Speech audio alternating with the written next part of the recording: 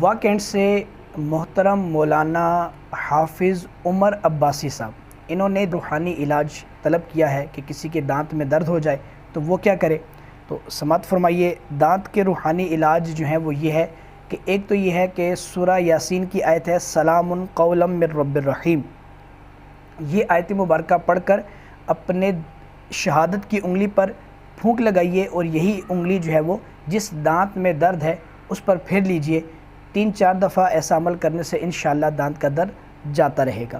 ایک یہ کر لیجئے کہ یا اللہ، اس کو 7 دفعہ کسی کاغذ پہ لکھیے، اس کو پلاسٹک کوٹنگ کروائیے اور وہ جو کوٹنگ ہے اس کو اپنے ان 2 دانتوں کے بیچ میں دبا لیجئے، انشاءاللہ کچھ ہی دیر میں دانت کا درد جاتا رہے گا۔